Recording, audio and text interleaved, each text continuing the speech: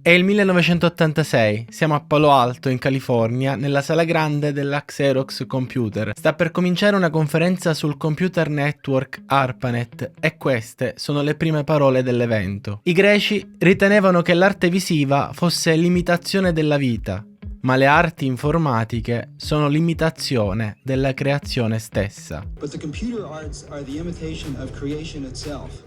Ciao, sono Filippo e siccome mi piace rendermi la vita impossibile, oggi ho deciso di raccontarvi la storia di alcune persone che hanno reso possibile la nascita del computer. Detta in modo più romantico, oggi vi racconterò la storia di coloro che hanno inventato il futuro. E ci sono arrivato da solo a partorire una tale metastodontica idea di merda? Ebbene sì, sono il peggior nemico di me stesso. Quindi mettetevi comodi per ascoltare la vera storia del calcolatore universale in arte, personal computer.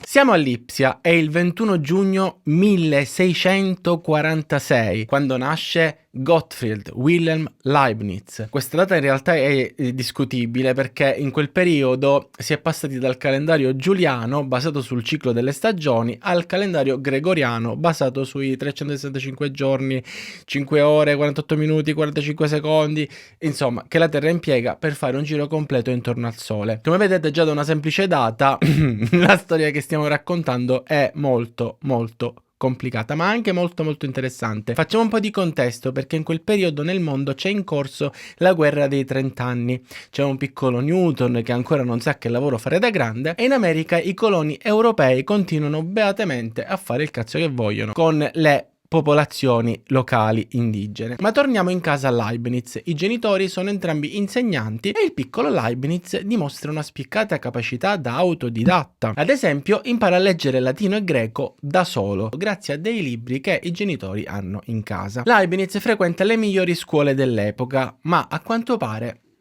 non gli basta e così decide di studiare da solo, da autodidatta. Dice, meglio solo che ma spero meglio. Arriviamo così a quando un giorno sta facendo dei calcoli su delle lunghezze e fuori c'è una bella giornata di sole. Guarda fuori dalla finestra e poi guarda il foglio dove sta facendo le moltiplicazioni, le divisioni, le addizioni, insomma dei calcoli semplici e pensa a quanto sarebbe bello avere uno strumento in grado di calcolare velocemente quei numeri. Continua a pensarci, a rifletterci ed effettivamente sarebbe una invenzione utilissima. A questo punto inizia a pensare, ma è fattibile questa cosa? Una macchina del genere si può realizzare? E così lascia tutto quello che stava facendo e si mette a progettare, lavorandoci giorno e notte, un sistema numerico e meccanico per organizzare un sistema di calcolo matematico che rende possibile calcolare in modo più veloce. E alla fine ci riesce, ovviamente sulla carta, in teoria, perché per costruirlo è tutta un'altra storia. È il 1673, quando Leibniz, a 27 anni,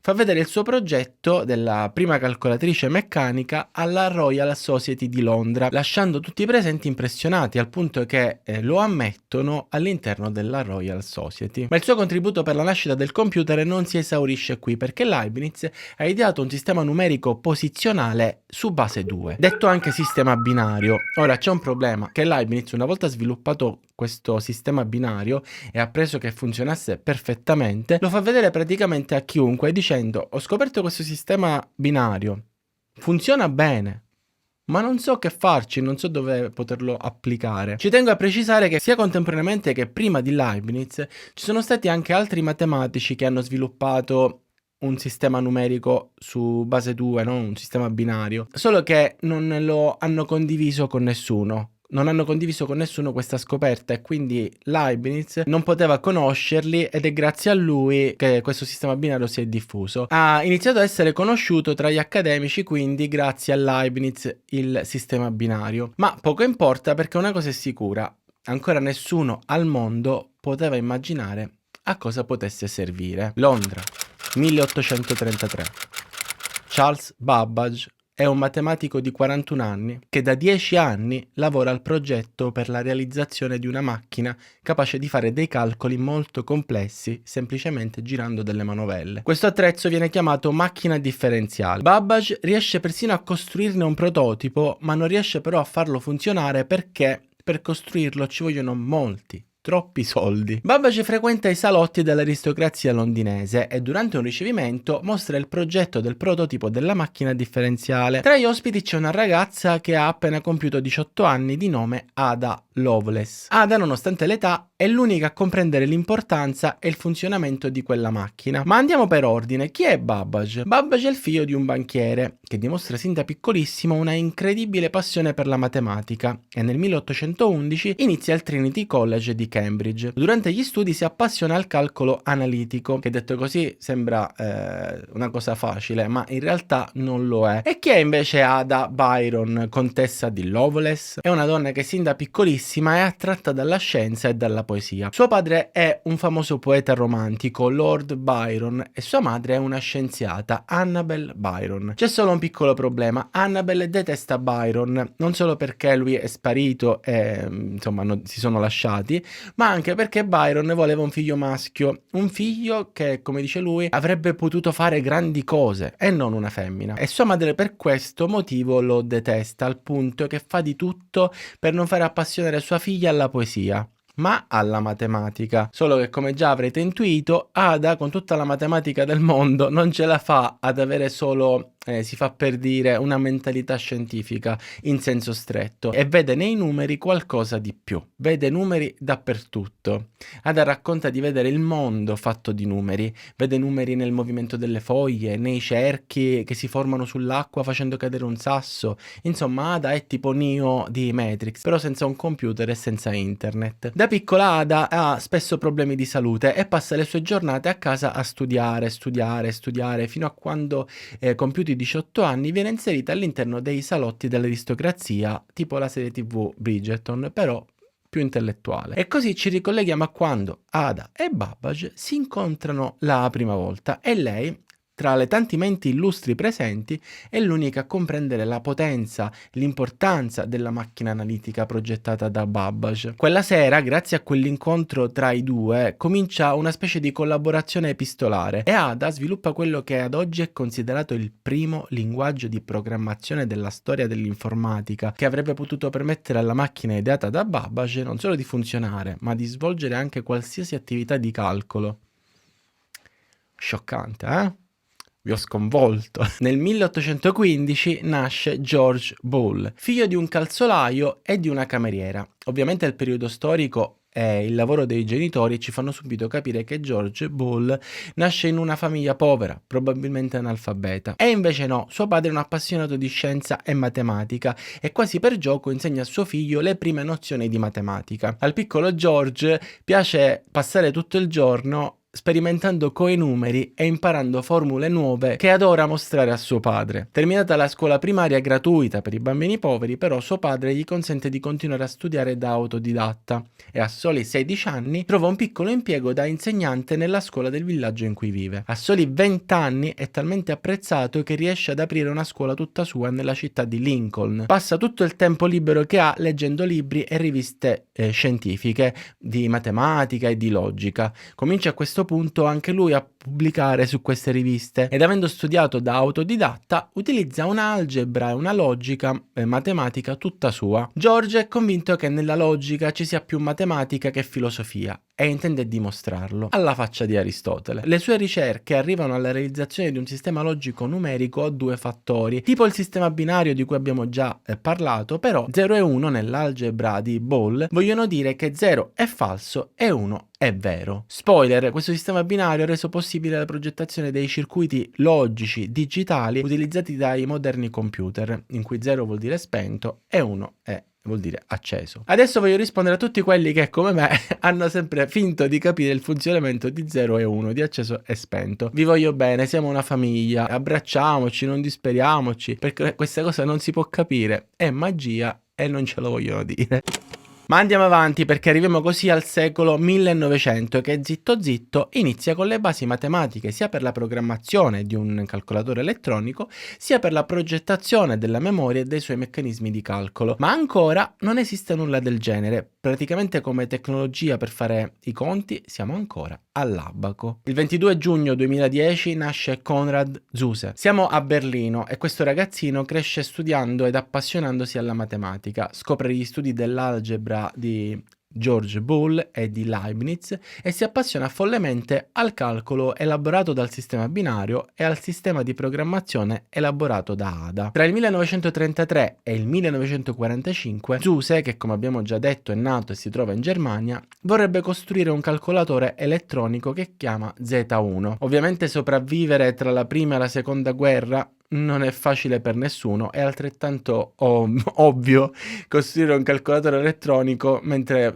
cadono bombe. È una sfida un tantinello complicata, ma Zuse non è il tipo di arrendersi per così poco e se ve lo state chiedendo, il calcolatore che vuole realizzare non è una semplice calcolatrice, ma una macchina in grado di essere programmata per fare qualsiasi operazione di calcolo, persino giocare a scacchi. Ottiene finanziamenti per costruire questo Z1 da uno più pazzo di lui, il dottor Kurt Panke, proprietario di un'azienda di calcolatori che lo finanzia con 7.000 marchi. Bene, Zuse ci riesce, costruisce una sofisticata macchina in grado di fare un'operazione al secondo grazie a migliaia di interruttori e piastre di metallo. Inventa un linguaggio di programmazione chiamato Plancalcul, non è una parolaccia, ve lo giuro, non è una parolaccia, e lo costringono ad arruolarsi nella fanteria militare, perché giustamente c'era la guerra. Ora, durante un bombardamento, la macchina, lo Z1, l'unica esistente tra l'altro, viene distrutta e il dottor Panke scrive una lettera di richiesta di congedo per Zuse, sostenendo che gli studi di Zuse sarebbero risultati vitali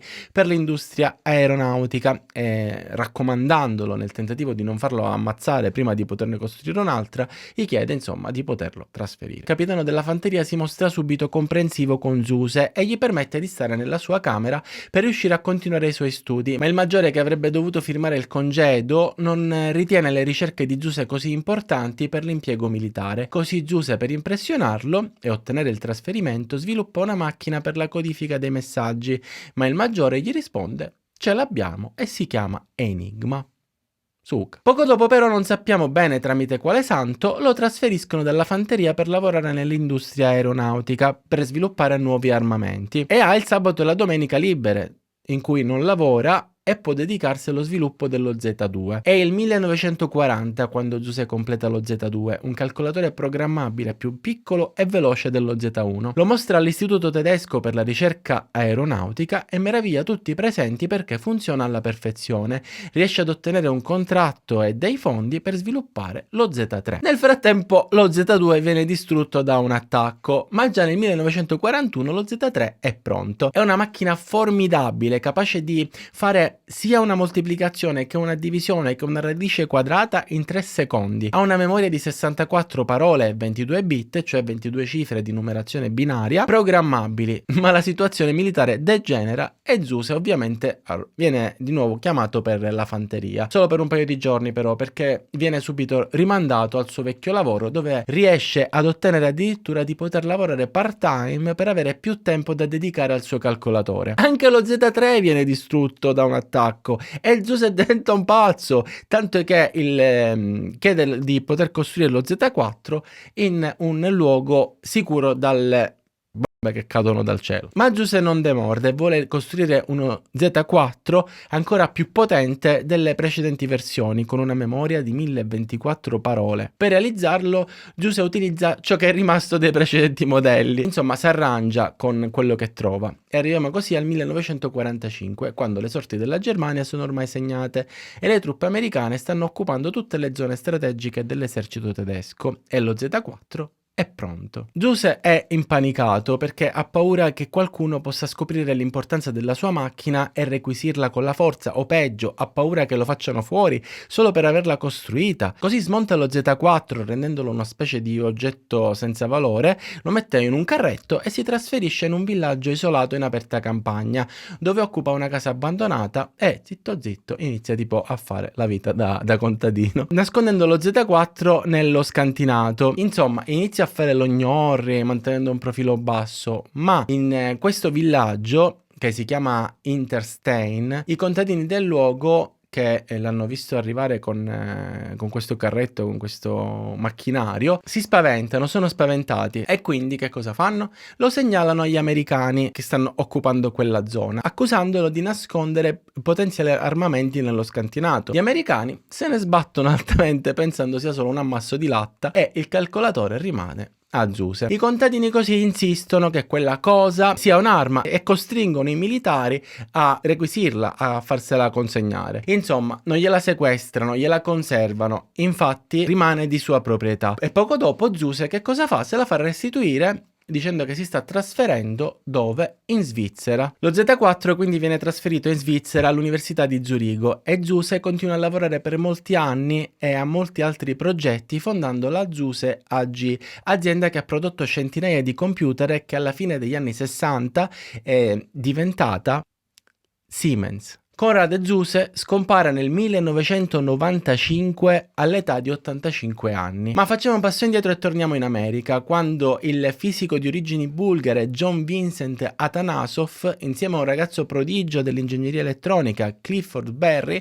progettano e costruiscono un calcolatore che per la prima volta viene chiamato computer, o per meglio dire macchina per il computo elettronico, che in romeno Atanasov chiama computa, cioè computare, calcolare nel senso di fare di conto, no? Così arriviamo pure al come che l'abbiamo chiamato computer. Che poi la cosa che hanno tutti in comune è che tutti pensano a inventare il calcolatore elettronico perché si rompono i coglioni a fare i conti a mano, carta e penna. Cioè fondamentalmente il computer è nato per il bisogno di fare, per la noia, cioè è nato dalla noia di fare i calcoli, i conti a mano, carta e penna.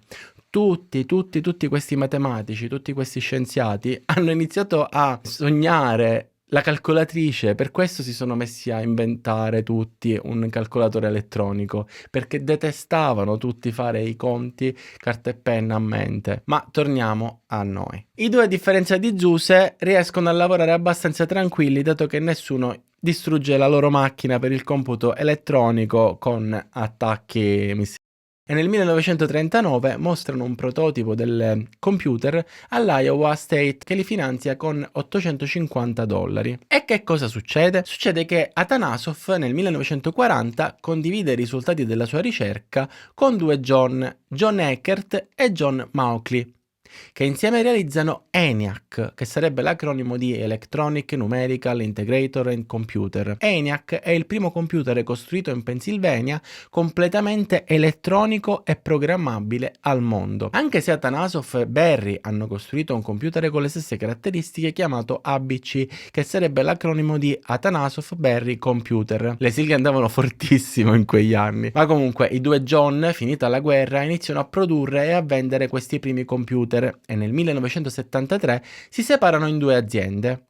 Non contenti si fanno causa perché entrambi vogliono essere proprietari del brevetto. Per questo motivo inizia un processo di quelli che proprio da farci una serie TV su Netflix, perché il giudice, dopo aver sentito testimoni e analizzato 1000 prove, scopre che nel 1940 Atanasov ha depositato in un centro di ricerca universitario russo tutte le sue ricerche, cioè quelle che poi ha condiviso, ha permesso ai due John di produrre i computer di cui vorrebbero riconosciuta la paternità. Il giudice, anche se queste ricerche sono rimaste conservate per 33 anni, non ha dubbi. La sentenza dichiara che la paternità dell'invenzione del computer sia da attribuire a John Vincent Atanasov.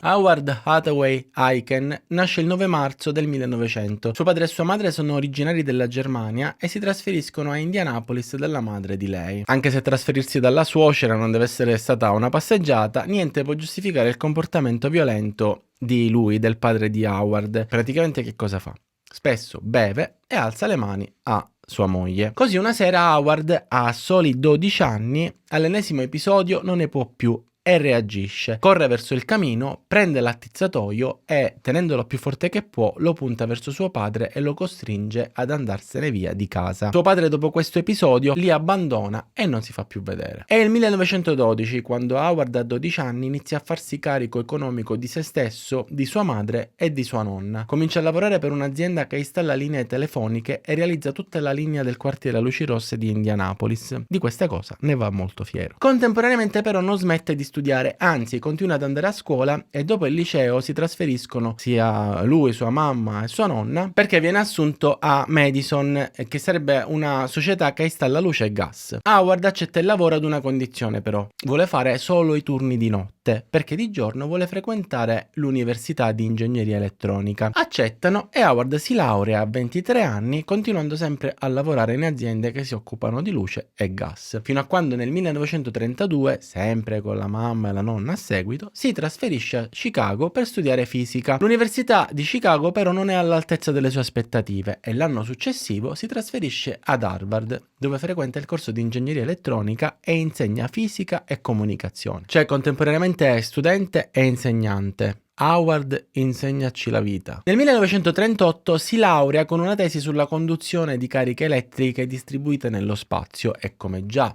successo ad altri matematici nel corso di questa biografia tematica, si rompe annoiandosi la di fare i conti a mano in una maniera incredibile. Così inizia a pensare che dovrebbe esistere, no, nel mondo dovrebbe esistere uno strumento in grado di fare questi calcoli velocemente, no? Al posto tuo, una calcolatrice. Perché non esiste una calcolatrice? Quindi anche lui riesce a sperimentare un sistema di calcolo automatizzato. Lo mostra al capo del dipartimento di Harvard, che gli dice: ma guarda che non è un'idea nuova, in soffitta abbiamo qualcosa del genere, chiediglielo a Carmelo, che sarebbe il custode, chiedi a Carmelo di fartelo vedere. E niente, praticamente che cosa è successo? Che il figlio di Babbage, vi ricordate? Molti anni prima ha donato all'università di Harvard la macchina che suo padre aveva iniziato a costruire e mai completato, vi ricordate? Aiken quindi, appena si accorge di questa macchina, di questa messa così nella cantina, capisce che all'università non gliene frega niente di costruire un calcolatore automatizzato e inizia a cercare finanziatori esterni. Ora, il capo dipartimento di Harvard lo aiuta a trovare un finanziatore esterno e gli presenta il direttore di un'azienda di calcolatori che non accetta di finanziare il progetto, ma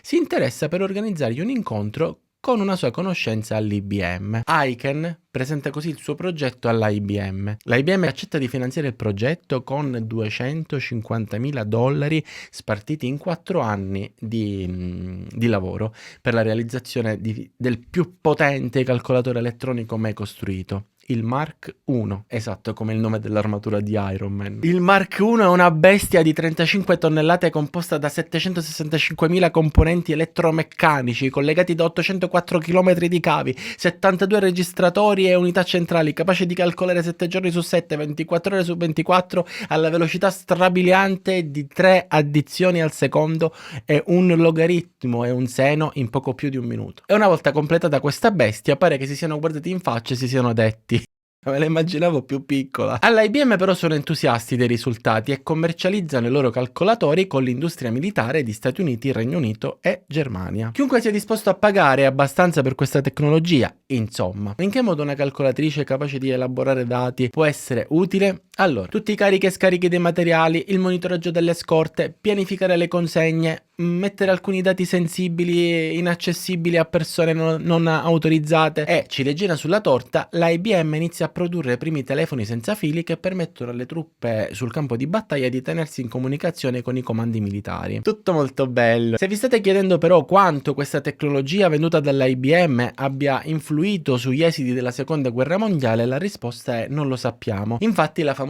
macchina usata dalla Germania per mandare messaggi segreti, ve la ricordate, la macchina Enigma, famosissima, non è un computer, è una criptatrice, decriptatrice, cioè non è un calcolatore. Ma andiamo per ordine, ora ci arriviamo a questa macchina. Questo paragrafo merita un titolo d'effetto: il team top secret. Ta-dam! Che cazzo è Netflix? Il 22 dicembre 1905 nasce Tommy Flowers, il figlio di un muratore e di una casalinga. Tommy vuole studiare, è bravo in matematica e non vuole fare altro nella vita. Riesce ad ottenere un apprendistato, retribuito ovviamente, in ingegneria meccanica presso l'arsenale reale di Woolwich, in Gran Bretagna, e contemporaneamente frequenta corsi serali e si laurea in ingegneria elettrica all'Università di Londra. Nel 1926 Tommy inizia a lavorare agli impianti di telecomunicazioni dell'ufficio postale. Nel 1930 lavora al centro di ricerca di Dollis Hill, vicino Londra, e nel 1935 lavora agli impianti elettrici gestisce delle linee telefoniche. Conosce una ragazza di nome Eileen Margaret Green, si sposano e fanno 2 figli. Nel 1939 Tommy è ossessionato dall'elettronica e intuisce che sia possibile, sfruttando circuiti elettrici, sviluppare un sistema di calcolo completamente elettronico. Anche lui si era rotto la di fare i calcoli carta e penna. Ma facciamo un passo indietro, perdonatemi, ma dobbiamo tornare un attimo al 1931 e dobbiamo spostarci in Germania, quando una spia di nome Hans Thilo Smith, pronunciato malissimo, consegna ai francesi il manuale per la progettazione e la realizzazione di Enigma, sostenendo che fosse di vitale importanza per la realizzazione di una macchina in grado di contrastare questa invenzione dei tedeschi. I francesi guardano questo manuale e si confondono, non ci capiscono niente, pensano sia troppo complicato e troppo costoso sviluppare questa super macchina da scrivere. Ma soprattutto, insomma, gli sembra inutile perché perché non c'è una guerra in corso. Quindi sia perché non c'è una guerra in atto, sia perché non riescono a capire come possa la Germania eventualmente essere più pericolosa con una macchina da scrivere, con una doppia tastiera, con i tasti che si illuminano e con 3 rotori che rendono un messaggio incomprensibile. Che sarà mai? Così i polacchi, che sono alleati dei francesi, dicono ai francesi: sai che c'è, bello mio, dammelo a me questo manuale, che non si sa mai, vediamo che cosa riusciamo a fare noi. Ti dispiace? No, merci, de rien. Come dice un proverbio polacco, meglio di chissaccio che chi sapia. In Polonia mettono insieme un team di scienziati per costruire una copia di Enigma in grado di fare il processo inverso e quindi di decriptare il messaggio. Questa macchina viene chiamata la bomba.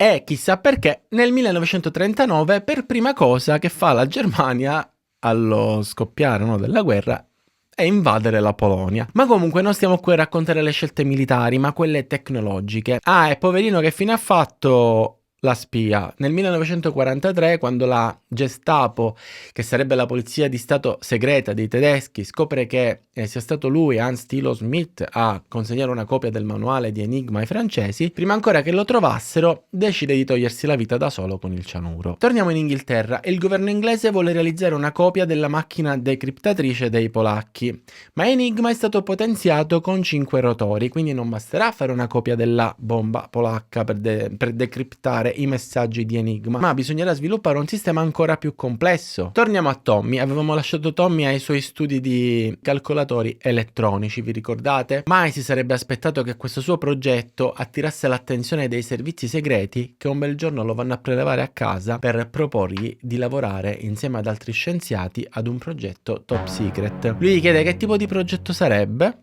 Potete dirmi qualcosa? E l'unica informazione che gli danno è: servirà a salvare molte vite. E lui accetta. Ha così inizio la storia degli scienziati del Bletchley Park. Bene, come possiamo intuire, contemporaneamente alla guerra sul campo di battaglia se ne sta combattendo una tecnologica e ovviamente non si sa chi inventerà cosa. E questo incentiva uno spionaggio internazionale che ancora oggi è presente proprio nell'immaginario collettivo come qualcosa di molto pericoloso. È arrivato il momento di introdurre un personaggio chiave, uno di quelli che l'umanità non merita di quanto è stato geniale, che ha rivoluzionato il concetto stesso di calcolatore, ideando quella che oggi viene chiamata intelligenza artificiale. Signore e signori, è il 23 giugno 1912 quando a Londra nasce Alan Turing, un ragazzo che sin da piccolissimo è innamorato della matematica. A 16 anni legge gli scritti di Einstein sulla relatività e ne rimane ossessionato.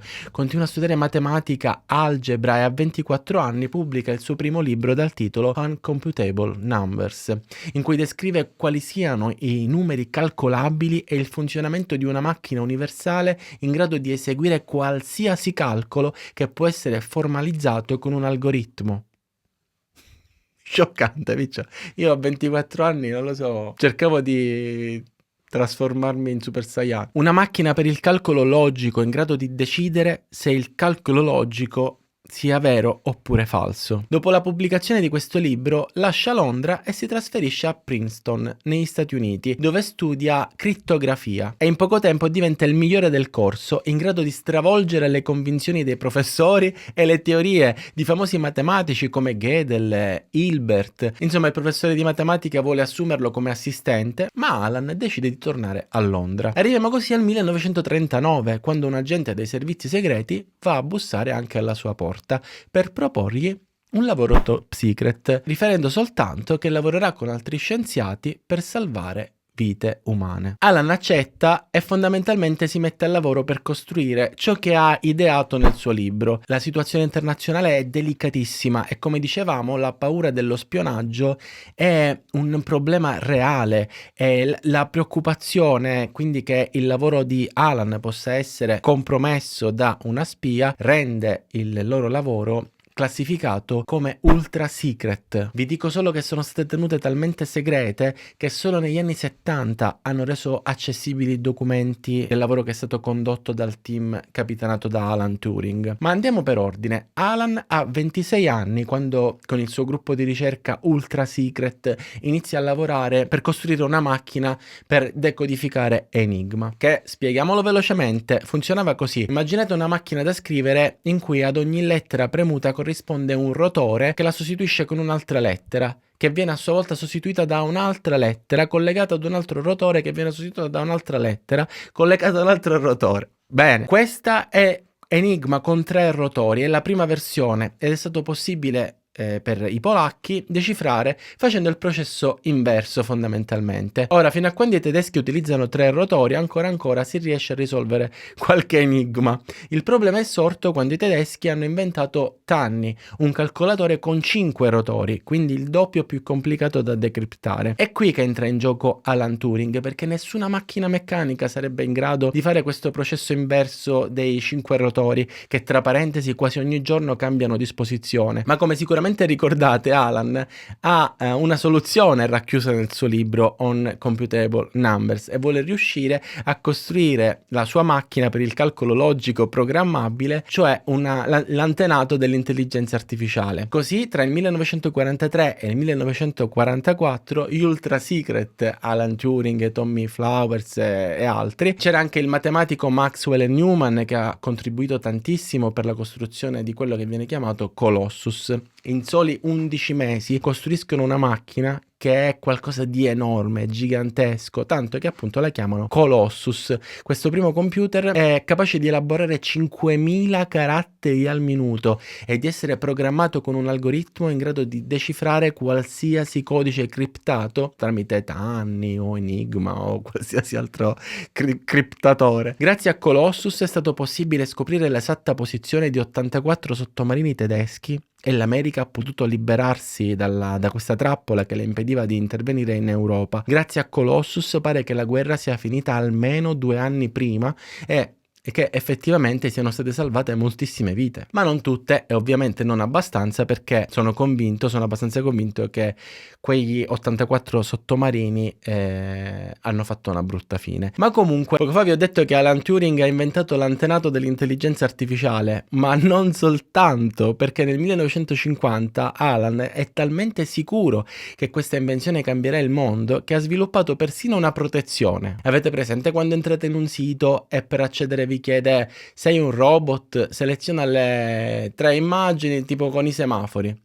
Ora, io credo di essere un robot perché di solito sbaglio, ma non è questo il punto. Il punto è che l'ha inventato Alan Turing nel 1950, quando ancora altro che computer non c'erano manco i diritti umani. Questo test di Turing è un gioco di logica chiamato gioco dell'imitazione, dal quale è tratto il titolo del film The Imitation Game. Insomma, il gioco dell'imitazione funziona così. Ci sono 2 computer, uno usato da un essere umano e uno automatizzato. E si deve indovinare se a rispondere sia stato il computer o l'essere umano. Insomma, Alan Turing ha posto le basi logico-matematiche per il funzionamento del computer come lo conosciamo oggi e persino la sua protezione. Finita la guerra, purtroppo non verrà ricoperto di complimenti, ma denunciato per il reato di omosessualità, perché Alan Turing ha passato la notte con un altro uomo in casa sua e questo l'ha derubato. Alan è andato a denunciare il furto alla polizia, che ha scoperto che con questo ragazzo avesse commesso il reato di omosessualità. Questa denuncia, che ha del ridicolo e dell'incredibile, viene presa sul serio dal giudice, che però, grazie a questo contributo che ha dato alla nazione, gli dà la possibilità di scegliere tra 2 anni di carcere o la castrazione chimica. Come umano lei, diceva Fantozzi. Alan decide di non andare in carcere e siccome lo costringono a prendere delle medicine per la castrazione chimica piene zeppe di ormoni, il suo corpo viene stravolto da questi ormoni, ad esempio con la crescita del seno e cose così, e una sera decide di togliersi la vita mordendo una mela avvelenata come nella favola di Biancaneve. A questo punto la maggior parte delle nazioni del mondo si riallinea al nuovo ordine mondiale. Queste nuove tecnologie rimangono in mano a pochi, anzi pochissimi uomini e governi, fino a quando il pianeta Terra è popolato da persone che desiderano liberarsi definitivamente del mondo antico, da quell'orrore. Molti crescono senza nonni o senza genitori perché scomparsi durante la seconda guerra mondiale. Insomma, l'aria che si respira in giro per il mondo è di rinascita. L'energia che agisce sui giovani è tutta incentrata sulla realizzazione di un mondo nuovo, di un mondo migliore, libero e in pace. Nel 1949 è uscito il romanzo 1984 di George Orwell e sono gli anni di invenzioni tipo il forno a microonde, la penicillina, il nastro adesivo, le patatine fritte surgelate, la Walt Disney che si espande in tutto il mondo portando lo slogan "se puoi sognarlo, puoi farlo". Questa però è una mezza verità, perché nel 1947 ha inizio quella che viene chiamata Guerra Fredda. Guerra Fredda perché non viene combattuta sul campo di battaglia, ma tramite propaganda, spionaggio, cultura, economia, competizione politica e tecnologica. Ad esempio, con il piano Marshall gli Stati Uniti ci hanno dato aiuti economici per ricostruire le città e in cambio hanno chiesto solo di liberalizzare lo scambio delle merci con gli Stati Uniti, appunto, per rafforzare i rapporti commerciali e allontanare così il più possibile le ideologie comuniste dell'Unione Sovietica. Un altro esempio di guerra fredda è la cosiddetta gara per la conquista dello spazio. Praticamente nel 1957 l'Unione Sovietica manda in orbita il suo primo satellite, lo Sputnik, e gli Stati Uniti, per non essere da meno, nel 1958 fondano la NASA, con l'intento di dimostrare chi ce l'ha più grosso fondamentalmente. L'intento è di arrivare per primi sulla Luna, dimostrando così la superiorità tecnologica. E il 20 luglio 1969 ci riescono con l'Apollo 11, quando a farsi la prima passeggiata sulla Luna è Neil Armstrong. Bene, abbiamo fatto un poco di contesto di quegli anni. Torniamo un attimino indietro. È il 28 ottobre 1955 quando nasce a Seattle William Henry Gates III, meglio conosciuto come Bill Gates. Bill cresce in una famiglia molto ricca. Bill a soli 10 anni è ingestibile, si impunta su ogni cosa che deve essere sempre come dice lui e i genitori non riescono a gestirlo. Per esempio, una volta suo padre perde le staffe e gli rovescia un bicchiere d'acqua in testa. C'è questo aneddoto raccontato da Bill stesso e Bill lo ringrazia per la bella doccia. Quindi tipo in questo senso ingestibile, non riescono proprio a neanche a punirlo in qualche modo. I genitori lo portano da uno psicologo per capire cosa c'è che non va, come possono gestirlo meglio, a chiedere anche consiglio, e Bill dallo psicologo mette subito le cose in chiaro dicendo: sono in guerra con i miei genitori su chi comanda. Dopo pochi incontri lo psicologo consiglia ai genitori di allentare i loro tentativi di controllo, perché tanto il figlio avrebbe comunque vinto la sua personale battaglia per l'indipendenza. Arriviamo così al 1968, quando la Lakeside School noleggia un computer per la scuola da far usare agli studenti. Bill ha 13 anni quando scopre il computer per la prima volta e a scuola non vuole fare altro. Va a scuola fondamentalmente solo perché sa che c'è il computer. C'è solo un problema però: il computer funziona a tempo, gli studenti possono usarlo solo tipo un'ora e poi si deve pagare $20, altrimenti si blocca. È in questo periodo che Bill fa amicizia con Paul Allen, il figlio di un bibliotecario di Seattle con la sua stessa passione per i computer. I genitori di Paul sono ebrei sopravvissuti agli orrori della seconda guerra mondiale. Quanto questo possa aver influenzato l'interesse di Paul nei confronti del computer, dato che il computer ha avuto un ruolo decisivo nella fine del conflitto, non lo sappiamo. Quello che sappiamo è che nella sua vita si è interessato solo di computer e di beneficenza.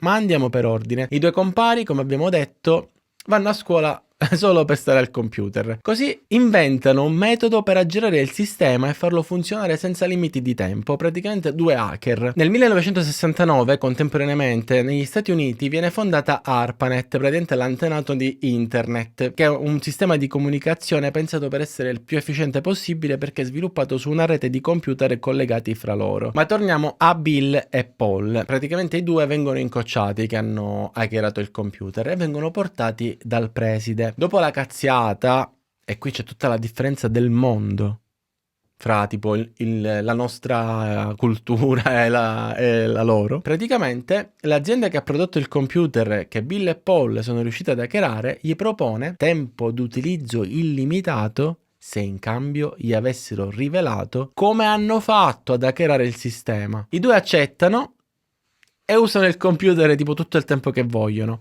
ma inizia a formarsi anche l'idea di poter vendere qualcosa a queste aziende di computer, qualcosa che queste aziende di computer non hanno sviluppato da sole. Nel 1975 Bill frequenta la facoltà di legge ad Harvard per fare contenti i genitori, perché fondamentalmente non studia, non si impegna, passa le giornate a giocare al computer. E Paul ha trovato lavoro come programmatore. Per caso si trovano entrambi a vivere a Boston e Paul un giorno va a prelevare a Bill e lo porta in un'edicola. Prende la rivista Popular Electronics con in copertina un nuovo piccolo e potente computer chiamato Altair 8800 e gli dice: tutto questo sta accadendo senza di noi. Minchia, a Bill ci salgono i 5 minuti e telefona a quelli dell'Altair 8800 e gli dice: pronto? Salve, ho visto che avete realizzato un computer piccolo e potente, bellissimo, complimenti. Non è che siete interessati a un linguaggio di programmazione personalizzato? Quelli del MITS, così si chiama la società che produce i Altair 8800, rispondono: cacetto compà, minchia, se ce l'hai, noi questo stavamo cercando. Insomma, Bill entusiasta chiude il telefono,